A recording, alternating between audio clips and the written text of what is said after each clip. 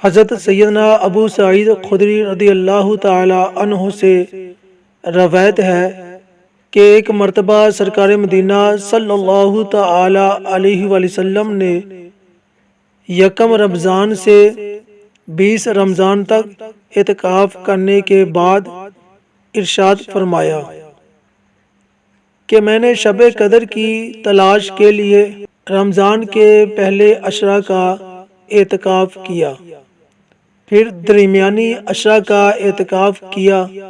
پھر مجھے بتایا گیا کہ شب قدر آخری عشرہ میں ہے، لہٰذا تم میں سے جو شخص میرے ساتھ اعتکاف کرنا چاہے وہ کر لے۔ دوستان محترم، اس کے بعد حضور صلی اللہ تعالی علیہ وآلہ وسلم کا یہ معمول ہو گیا کہ ہر رمضان کے آخری عشرہ میں یعنی آخری 10 دن کا اعتکاف فرمایا کرتے، اور اسی سنت کریمہ کو زندہ رکھتے ہوئے امہات المؤمنین بھی اعتکاف کرتی رہیں۔ چنانچہ ام المؤمنین حضرت سیدنا عائشہ صدیقہ رضی اللہ عنہا فرماتی ہیں کہ میرے سرتاج صاحب معراج صلی اللہ تعالی علیہ وآلہ وسلم رمضان مبارک کے آخری عشرہ یعنی آخری 10 دن کا اعتکاف فرمایا کرتے تھے، یہاں تک کہ اللہ تعالیٰ نے آپ صلی اللہ تعالی علیہ وآلہ وسلم کو وفات ظاہری عطا فرمائی۔ پھر آپ صلی اللہ تعالی علیہ وآلہ وسلم کے بعد آپ صلی اللہ تعالی علیہ وآلہ وسلم کی ازواج مطہرات رضی اللہ عنہا اعتکاف کرتی رہیں۔ جو صرف ایک دن مسجد کے اندر اخلاص کے ساتھ اعتکاف کر لے، اس کے لیے بھی بہت ہی ثواب کی بشارت ہے۔ چنانچہ اعتکاف کی ترکیب دلاتے ہوئے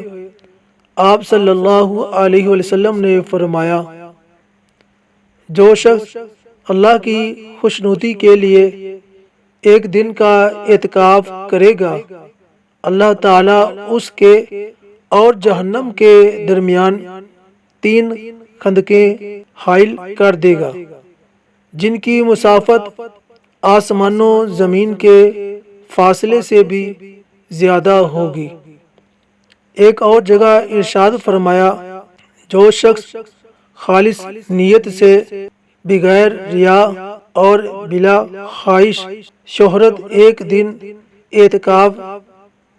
بجا لائے گا، اس کو 1000 راتوں کی شب بیداری کا ثواب ملے گا، اور اس کے اور دوزخ کے درمیان کا فاصلہ 500 برس کی راہ ہوگا۔ اور پھر اسی طرح حضور صلی اللہ تعالی علیہ وآلہ وسلم نے فرمایا، جو شخص مسجد میں مغرب سے لے کر عشاء تک معتکف رہے، نماز اور قرآن مجید کی تلاوت کے سوا کلام نہ کرے، تو اللہ تعالیٰ پر لازم ہے کہ اپنے کرم سے اس معتکف کے لیے جنت میں محل تیار کرے۔ اور اسی طرح سیدنا ابن عباس